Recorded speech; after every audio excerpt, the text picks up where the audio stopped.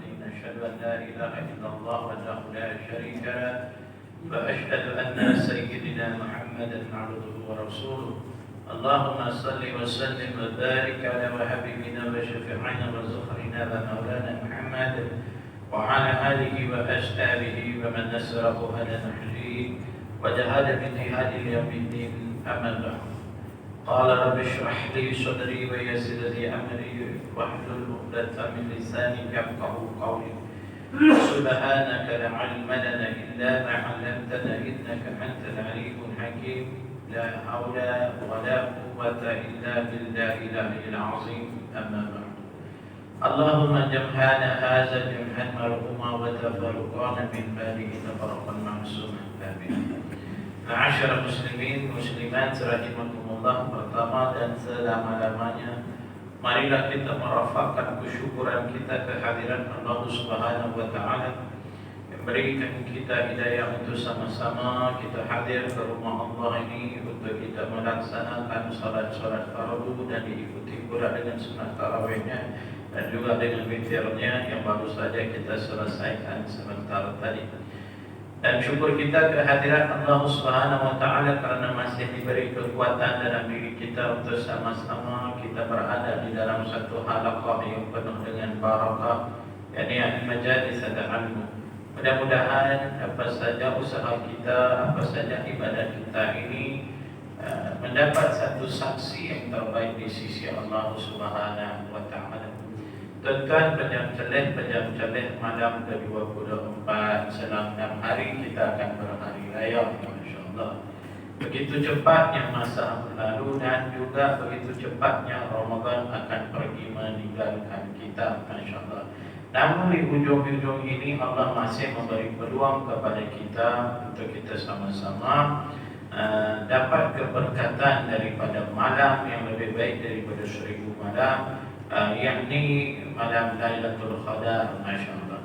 Apa yang perlu kita buat? Saya rasa tuan-tuan lebih arif, tuan-tuan lebih tahu. Kan ujung-ujung ini kan masya-Allah kita diminta lebihkan lagi amal ibadah kita, antaranya i'tikaf, antaranya membaca Al-Quran, memberi sedekah dan sebagainya. Benda ini semua kita tahu. Cuma saya nak membawa tuan-tuan, mengajak tuan-tuan bersama-sama dengan saya juga ada termasuk untuk kita memperbaiki niat-niat kita, untuk kita mengelokkan balik segala apa yang pernah kita tinggal selama ini.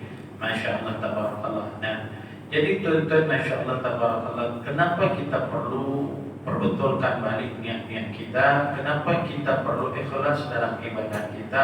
Karena kita kena sedar bahawa semua apa yang kita buat hari ini bukan kerana orang lain, bukan kerana siapa, tetapi kerana Allah Subhanahu wa taala. Masya-Allah. Tetapi kita kena ingat bahawa apa sahaja kita buat dalam hidup kita, semua ada saksi untuk kita. Semua itu ada saksi hari ini bersama dengan kita, masya-Allah. Sampai bila? Sampai kita mati, Allah dah tetapkan beberapa saksi dalam hidup kita yang macam mana sekalipun saksi ini tetap akan ada dengan kita. Ada saksi yang kita boleh lihat, ada saksi yang kita tak boleh lihat, masya-Allah. Maka kata para ulama-ulama tasawuf, manusia kita ni ada 5 saksi yang sentiasa ikut dengan kita. Ada 5 saksi yang ikut dengan kita. Siapakah mereka? Yang pertama, Allah Subhanahu wa taala. Allah saksi kita. Apa saja kita buat, semuanya Allah tahu. Dalam 99 nama Allah Subhanahu wa taala, salah satu namanya itu adalah Asy-Syahid. Apa dia Asy-Syahid? Maksudnya tidak ada satu benda yang Allah Subhanahu wa taala tak tahu, atau tidak ada satu perkara yang kita buat yang Allah Subhanahu wa taala tak tahu. Semuanya Allah tahu, semuanya Allah saksi. Hatta kalau kita masuk di dalam lubang cacing sekalipun, Allah tetap saksikan kita. Itu saksi yang pertama bagi kita. Saksi yang kedua adalah para malaikat Allah Subhanahu wa taala, khususnya yang ada di sebelah kanan dan kiri kita sekarang ini, masya-Allah. Ini saksi yang kedua bagi kita. Yang ketiga, saksi yang ketiga siapa dia? Manusia menjadi saksi kepada manusia. Saya jadi saksi kepada tuan-tuan, Tuan-tuan jadi saksi kepada saya, suami jadi saksi kepada isteri, isteri jadi saksi kepada suami, ibu ayah jadi saksi kepada anak-anak. Beginilah manusia menjadi saksi kepada manusia yang lain. Zaman Nabi ada satu jenazah di pusuk pagi. Sahabat-sahabat Nabi lihat pada keadaan jenazah itu. Mereka terkejut dan mulai berkata pada jenazah itu. Berkata, tengoklah wajah si mati ini macam tak mati aja macam. Wajahnya bersih, wajahnya bersinar, wajahnya bercahaya. Dan ada sahabat kata si mati itu adalah orang baik. Ini orang baik kata mereka. Maka Nabi pun sahut. Nabi kata, wajabat, wajabat, wajabat. Maksudnya, mesti dapat, mesti dapat, mesti dapat. Maka sahabat tanya, apa yang mesti dapat ya Rasulullah? Mesti akan dapat syurga. Baik, bagaimana kamu tahu si mati ini akan dapat syurga? Maka Nabi kata, kamu baru saja jadi saksi kepada si mati ini. Kamu yang kata wajahnya bersih, kamu yang kata wajahnya bersinar, kamu yang kata wajahnya jernih dan sebagainya, dan kamu juga kata dia ini orang baik. Ini menunjukkan manusia menjadi saksi kepada manusia yang lain. Sebab itu kadang kalau kita tengok, bila kita sembahyang jenazah, lepas habis sembahyang imam tanya dekat kita kan, apa kita nak kata kepada mayat ni? Kita kata baik, tidak. Apa yang kita nak kata pada mayat ni? Baik, walaupun tak kenal siapa si mati. Tidak. Saja main sembahyang, tengok ada jenazah, kita tumpah sekali solat. Bila imam tanya, apa kita nak kata? Baik, Masya Allah. Mana nak tahu yang si mati itu ketua geng mana, kita pun kata Masya Allah. Tapi bila ditanya, kita pun kata baik, baik, baik. Maknanya, manusia menjadi saksi kepada manusia yang lain. Saksi yang keempat pula kata ulama ialah anggota-anggota badan kita ini saksi bagi kita. Apabila mulut dikunci oleh Allah Subhanahu wa taala, yang beri saksi itu adalah segala anggota badan kita. Tangan akan bagi saksinya nanti. Ya Allah, inilah tangan bila main tabung dia tolak di tepi saja, dia tak duit pun tahu, dan padahal ada duit. Masya Allah. Kaki akan jawab, ya Allah, rumah baru 30 kaki saja daripada surau, bukan tak boleh dengar azan, boleh dengar, tapi sekali tidak pernah melangkah maikat masjid. Termasuk kulit kita ini pun adalah saksi bagi kita, tuan-tuan. Masya Allah.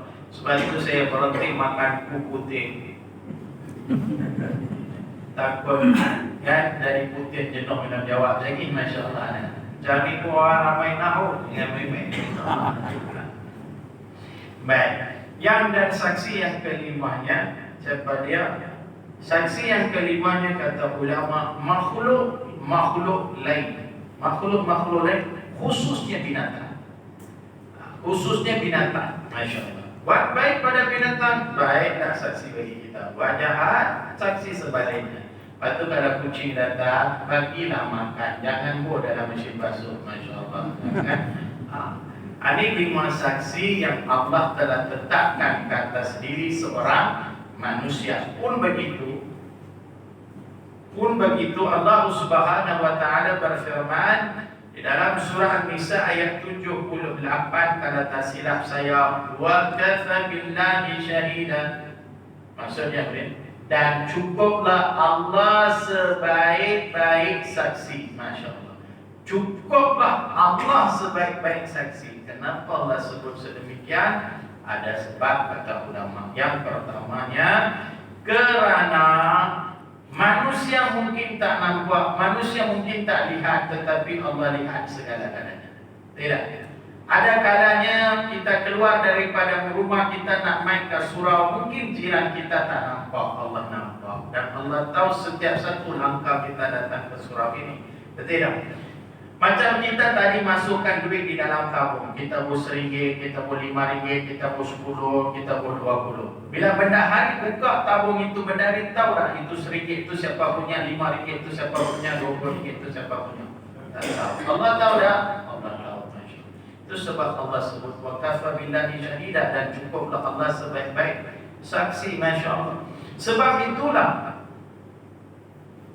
kita ni disarankan untuk buat benda baik. Kalau tak boleh pun belajar jadi orang yang baik. Jangan bagi ruangan jahat sedikit pun dalam hidup kita. Masya Allah. Terutama sekali niat kita. Masya Allah. Jaga pasal apa? Mungkin orang tak nampak apa yang kita buat, tapi Allah tahu segala-galanya. Masya Allah. Hari ini kita berpuasa, tidak? Siapa tahu kita puasa atau tak puasa, betul tak? Kita pergi hampa saja aku puasa. Orang aku percaya. Pasal apa? Bulan puasa kan? Bulan Ramadan kita berpuasa. Kadang mana nak tahu waktu untuk telan ayam. Masya Allah. Apa nak tahu? Dapat pendapat pada ini. Saya biasa buat. Itu dulu lah, mula-mula awal-awal Islam. Tapi tak kan? Masa ambil wudhu telan. Punya semangat bila saya puasa. Lepas selalu puji. Ni biar betul. Baru masuk Islam. Semangat puasa. Mana apa mana tahu telan ayam. Macam tu. Orang tak tahu. Allah tahu dah perbuatan saya tu tahu. Kan Masya Allah. Sebab tu tuan-tuan. Buat benda baik. Belajar buat benda baik. Orang tak nampak. Allah nampak. Masya Allah. Semua kita ni memang ada kelemahan. Manusia mana yang tak ada kelemahan? Semua ada kelemahan. Kan Masya Allah. Dalam bahasa Arab kita sebut mazmumah. Kan? Mananya setiap seorang kita ni ada kelemahan. Tetapi kelemahan kita ni tak pernah sama antara satu sama lain. Maknanya masing-masing ada kelemahan masing-masing. Kelemahan saya mungkin pantang tengok perempuan cantik. Kan? Saya saja cakap jangan cok terbaik. Masya Allah. Saja ada kan. Ada orang kelemahan dia ni dia pandai barang. Kita nak cakap sikit pun tak boleh. Macam nak main apa? Ya Allah. Masya Allah. Kan? Itu kelemahan dia. Jadi masing-masing ada kelemahan. Ada orang kelemahan dia baik. Dia bagus, dia cakap kemah, dia puasa, dia solat semua bagus. Tapi main tak duit dia jadi lain. Tidak. Kita bagi 50 kali aman. 50 buat. Tolong bagi kat benar ni. Buat. Aku nak ni duit masjid ni dari duit surau ni aku nak pergi bagi tak boleh sebab bos suruh pergi ke KL. Hari ni juga kenapa? Jadi aku wakilkan bagi kat benar ni dah. Baik. Elok kita pergi KL dia rolling duit tu. Masya Allah. Ada jenis macam tu tidak. Itu kelemahan. Masya Allah. Itu kelemahan. Manusia ada kelemahan. Masya-Allah. Masya Allah. Ada orang kelemahan dia apa? Dia nyanyok. Nyanyok kelemahan kan penyakit. Ya betul. Jiran saya tu dia kata dia nyanyong, tapi saya tak nampak pun dia nyanyong. Ada apa patut? Dia habis sembahyang dia pakai selipar jepun RM2 atau selipar jamban tu. Dia balik sembahyang dia balik selipar krokodil orang. Itu bukan nyanyong, tu cerdik. Masya-Allah. Kan? Tapi ada satu hari tu dia jadi nyanyong juga. Dia dapat duit bering, tak duit bering. Tentang tinggal sejarah duit bering dah. Saya tak layak. Apa kerja pun tak layak. Baik. Dia pula dah tua ada tak tahu tekan mesin ATM tu. Jadi dia ajarlah bini dia, "Jom kita pergi tekan ATM sat, kerajaan bagi duit." Bini dia kata, "Lepas sembahyang Isyak baru kita pergi mak." Baik, lepas sembahyang Isyak dua-dua bonceng motor pergi ATM. Bini dia tekan-tekan keluar RM450. Kira-kira gua dekat poket, dua-dua keluar daripada ATM. Di luar ATM ada dua orang lelaki.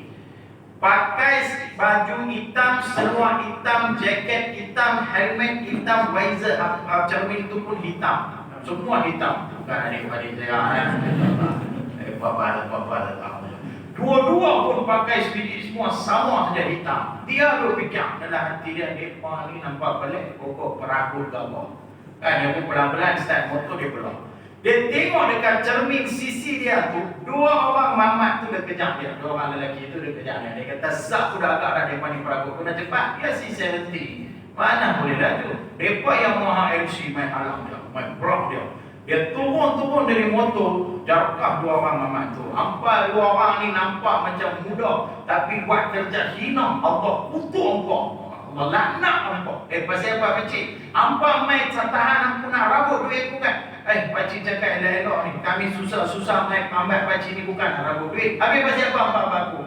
Ni kami nak abang pakcik kalau abang tak tinggal bini kat ATM tadi. Aduh, tinggal bini kat itu nyanyok sungguh. Masya-Allah. Itu Allah alam. Jadi masing-masing ada penyakit, masing-masing ada kelemahan, masing-masing. Apa perlu buat bila ada kelemahan? Kan selalu kita bacakan surah Al-Alaq kan, ada kita baca tabalah kan. Selalu ada satu ayat. Qad aflahal man tazakka kan. Qad aflahal man tazakka. Apa maksudnya? Beruntunglah orang yang sentiasa perbaiki diri dia, Masya Allah. Perbaiki diri kita, hilangkan akhlak kita. Kenapa? Karena Allah sedang melihat kita. Allah sedang melihat kita. Allah bukan tak akan melihat, padahal Allah saksi bagi semua kita, Masya Allah. Sama juga kadang-kadang kita buat apa di rumah, di luar sana istri mana tahu suami dia buat apa, suami mana tahu istri dia buat apa di rumah. Kita tak tahu anak-anak kita buat apa di sekolah, kan? Masya Allah, tabarakallah. Jiran saya dulu seorang, cikgu panggil bapak dia pergi jumpa cikgu dia sebab anak dia tu disyakiti dalam peperiksaan. Masya Allah. Ya. Langit punya buah ayah saya pun tak tahu lah pasal apa tu jadi apa. Kalau anak kena rotan ke apa, dia pergi semua orang dulu maki cikgu tu. Siapa? Manja sangat, Masya Allah. Saya ni pengalaman saya. Saya pergi baca khutbah di satu masjid dekat Langkang, Tanjung Musa. Ni bercerita benar ni. Habis-habis saya turun daripada mimbar, tok pengurusi mai kat saya, dia kata, "Ustaz, tolong bagi anuan anak karya kami jadi imam hari ini sembahyang Jumaat." Dia silakan. Tengok-tengok kan budak Musa ni dia mai. Saya tanya dia nak jadi imam apa? Dia jadi imam.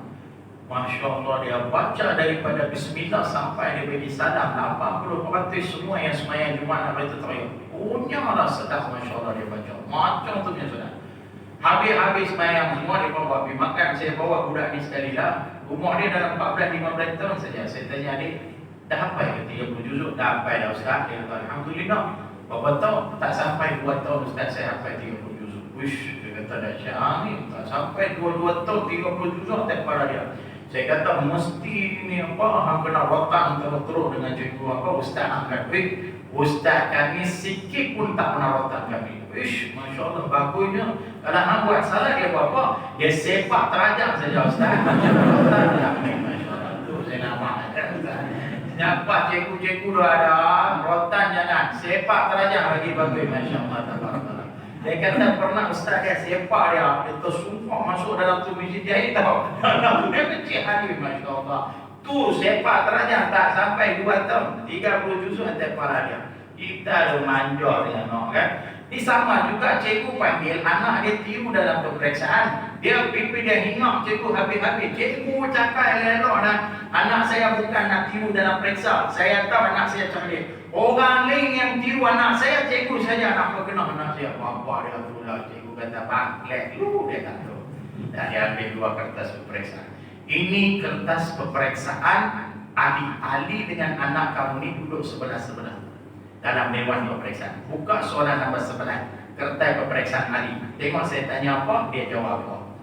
Buka-buka, tanya, tengok soalan dia. Siapakah orang Inggeris pertama pijak Pulau Pinang? Ali itu jawab, aku tak tahu. Tengok anak kamu jawab apa. Anak dia jawab, oi Ali, kalau anak tak tahu, aku lagi tak tahu. Kakak dari tiru, Masya Allah. Ada lagu tu lah kan, kita tak tahu kan. Allah tahu tak semua seterus, setiap satu perkara Allah tahu. Dan sebab tu saya ajak kita elokkan balik niat-niat kita. Kita betulkan balik ibadah-ibadah kita. Selama ini untuk apa kita buat? Hanya kerana Allah Subhanahu Wa Taala. Pasal apa? Orang tak nampak, tapi Allah tetap lihat semuanya. Itu yang pertama.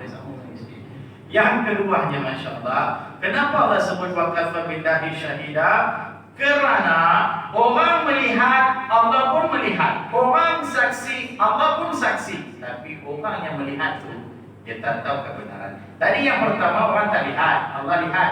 Yang orang lihat, Allah pun lihat. Tapi orang yang melihat itu, dia tak tahu kebenaran. Macam contoh kita keluar daripada rumah, jiran sebelah nampak kita nak main, kita keluar daripada rumah. Tapi apa dia kata?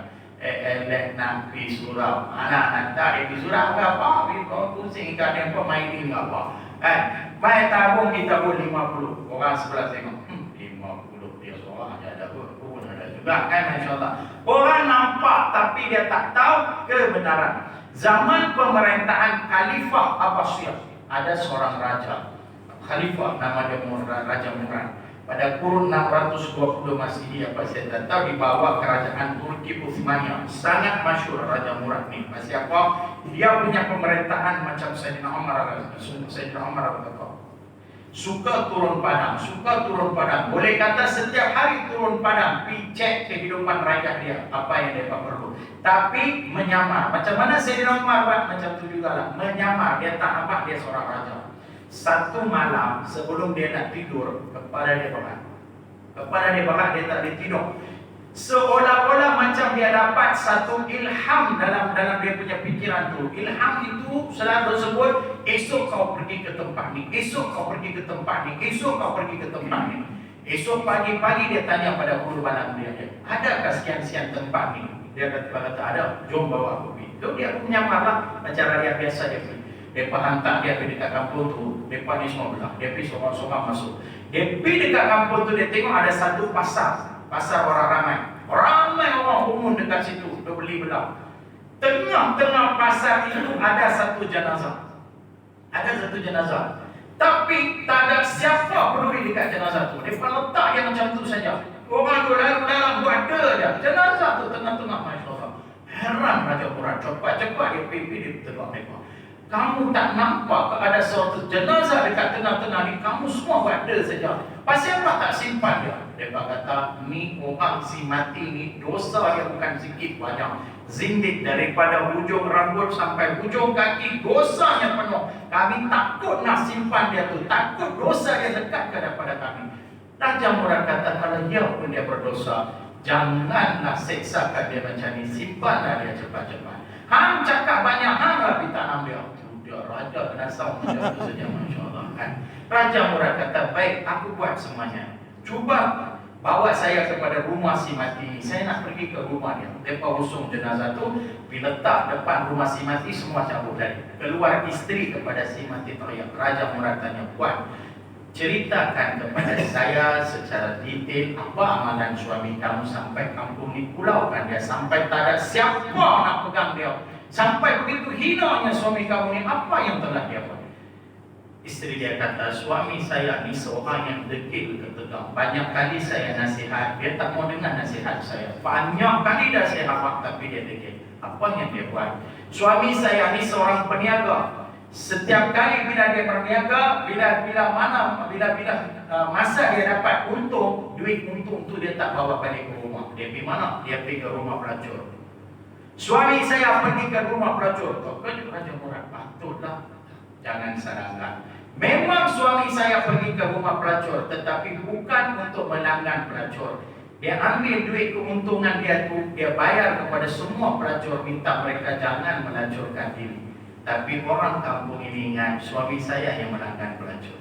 Kalau ada belen-belen duit, dia akan pergi ke kedai arak. Dia beli arak, tapi bukan untuk dia minum arak tu, tapi dia pecah-pecahkan botol arak tu supaya orang kampung ni tak pergi minum arak. Tapi orang kampung ni semua ingat suami saya yang pergi minum arak. Kan, Masya Allah. Berkali-kali saya nasihat kepada suami saya, jangan buat benda ni, jangan buat macam ni, walaupun abang buat baik. Tapi orang ingat sebaliknya. Tapi suami saya secara sinis jawab kepada saya, katanya, aku buat benda ni bukan kerana manusia, tapi kerana tanggungjawab aku dengan Allah Subhanahu wa Ta'ala. Biar orang kata apa, tapi Allah tahu kebenarannya. Jadi saya beritahu suami saya, kalaulah kamu mati, wahai suamiku, saya rasa orang kampung ini seorang pun takkan datang untuk menguruskan jenazah kamu. Waktu itu suami saya kata satu perkara yang saya tunggu sampai sekarang. Apa yang dia katanya? Apa yang dia kata, tanya Raja Murad. Suami saya kata, kalau aku ditakdirkan mati, kalaulah orang kampung ini seorang pun tak mau uruskan jenazah aku, kau yakinlah wahai isteri aku, Allah akan hantar khalifah kita untuk menguruskan jenazah aku. Masya Allah. Menangis Raja Murad, Masya Allah. Teriak Raja Murad. Inilah ilham yang dia dapat malam itu. Pergi ke sana, pergi ke sana, pergi ke sana. Merayu kepada si istrinya, Puan, serahkanlah suamimu yang mulia ini kepada saya. Saya janji saya akan mandikan jenazahnya ini. Saya akan kafankan dia. Saya akan imamkan dia. Saya akan masukkan dia ke dalam liang lahat. Serahkanlah kepada saya. Isteri dia tanya, kamu ni siapa? Akulah khalifah yang dimaksudkan oleh si mati. Akulah raja kamu, Raja Murad. Ini yang Allah sebut, wa kafa billahi syahida. Cukuplah Allah sebaik-baik saksi. Dalam hidup kita pernah berlaku, betul tak? Kita buat kerja yang dapat pujian orang lain, betul tak? Kita pergi pajak bendera yang jadi wakil rakyat orang lain. Betul tak? Pajak bendera menang-menang hilang terus 5 tahun tak apa. Saya pernah bawa motor pancet, pergi lekat pancet tu dekat satu kedai motor apa tu dah letak time tu pilihan raya, mai satu wakil raya. Ini kali pun undi saya jangan lupa. Lu siapa? Saya punya wakil raya, sudah lupa. Lu kau banyak lu sudah mati Masya Allah. Pasal apa? 5 tahun sekali saja boleh lupa. Tidak Masya Allah. Itu juga ada Masya Allah. Cuba kita tengok dalam diri kita, termasuk diri saya. Kita tolong seorang sahabat ni, kita tolong dia dengan ikhlas, tapi dia pula bercakap buruk pasal kita di belakang. Apa kita buat dekat dia? Kita pulaukan dia. Tidak, termasuk diri saya pun sama juga Masya Allah. Kita pulaukan dia. Cuba tanya dalam diri kita, adakah kita tolong dia kerana dia nak kata kita baik, atau kita tolong dia kerana Allah? Kalau kita tolong seseorang itu kerana Allah, kalau dia buat jahat kepada kita pun kita terus buat kebaikan. Kadang kita ikhlas, dia sikit pun tak ikhlas dengan kita, terus dengan keikhlasan kita. Kadang kita jujur, tapi mereka tu tak pernah jujur dengan kita, kita terus dengan kejujuran kita. Pasal apa? Sebab kadang kita tengok perhitungan ini bukan antara kita dengan Allah, kita bukan antara kita dengan manusia, tapi antara kita dengan Allah Subhanahu wa Ta'ala. Yang nak menilai kita Allah, yang nak bagi ganjaran kepada kita Allah, yang nak menentukan syurga dan pahala untuk kita Allah, tuan-tuan, bukan manusia. Kita ni hari ini dalam satu trend mencari famous di kalangan manusia. Betul tak? Masya Allah. Kita nak jadi terkenal di kalangan manusia. Itu sebabnya bantu sikit viral, bantu sikit viral, tolong sana viral, tolong sini viral. Kononnya kita saja boleh tolong orang. Masya Allah, tabarakallah. Semua apa ini nak jadi masyhur di kalangan manusia. Masya Allah, tabarakallah. Jangan tuan-tuan. Kita masyhur di kalangan di sisi Allah Subhanahu wa Ta'ala, itu terbaik. Habis kuat tuan-tuan, baik macam mana kita sekalipun kita boleh tahan sampai 3 generasi saja. Siapa di kalangan kita ingat lagi nama moyang kita? Ingat dah, kita sendiri pun sudah tak ingat pada moyang kita. Inilah nasib kita. Tak kira hang baik lagu mana sekalipun, hang habiskan juta-juta duit tolong orang sekalipun, Masya Allah, mai kat generasi ketiga orang sudah tak ingat hang dah. Masya Allah, tabarakallah. Sebab itulah saya nak pesan hari ini, buat setiap satu kerana Allah Subhanahu wa Ta'ala. Masya Allah. Biar orang kita tengok kita salah, tetapi apa dia? Masya Allah, Allah tahu kebenarannya. Masya Allah. Satu contoh yang terbaik saya bagi tahu, apabila Allahyarham Tuan Guru Ni Aziz, Masya Allah, waktu beliau hidup, siapa pernah iktiraf perjuangan dia? Siapa terima perjuangan beliau? Tak ada siapa. Orang kutuk dia macam-macam, katakan dia macam-macam. Tapi beliau bilang beliau mati, macam mana orang pergi. Masya Allah. Nampak? Waktu tu saya ada di Mekah. Saya buat umrah. Orang Arab main tengok saya, dia ingat saya Abu Arab. Oh lah dah. Ni buka Arab lah, Masya Allah. Kalau tu jambut panjang lah sikit, dia ingat Arab sudah. Masya Allah. Saya bagi tahu kat dia, saya bukan Arab, anak Malizi. Anda Malizi? Ni Aziz, Masya Allah. Dia kata Ni Aziz. Dia tak kata Tuhan, dia kata Ni Aziz. Masya Allah, tabarakallah. Namanya masyhur. Pasal apa? Perjuangan dia diiktiraf oleh Allah. Wa kafa billahi syahida. Cukuplah Allah sebaik-baik saksi bagi kami. Masya Allah. Sempena dengan Ramadan, maka kita perbaruilah niat kita sekali. Masya Allah. Sebelum nak terbitnya 1 Syawal, semua kita ni sedarlah bahwasanya yang terbaik kita ni adalah apabila kita terkenal di sisi Allah Subhanahu wa Ta'ala, bukan terkenal di kalangan manusia. Masya Allah, tabarakallah. Itu sebabnya Allah berfirman, wa kafa billahi syahida. Ada lagi 3 hingga 4 poin. Kalau saya cakap benda itu, mungkin kita mulai esok di sini. Jadi cukup sekadar itu saja. Kita kena patuh pada arahan pemerintah. Ini pun besar rahmat syukur pada Allah kan. Masya Allah, tiba-tiba boleh semayang tarawih, maka kita kena jaga diri kita. Masya Allah, tabarakallah. Nah, dan satu pesanan saya, benda ni senantiasa dah pakai. Jangan berbasuh sidai depan rumah, basuh di sidai depan rumah kan. Tukarlah setiap kali pakai, tukarlah. Masya Allah. Saya tengok rumah sahabat saya tu, dia gantung macam Cina, dia gantung tanglung. Masya Allah. Macam tu punya banyak. Ya Allah, benda ni RM5 lah, ringgit kotak.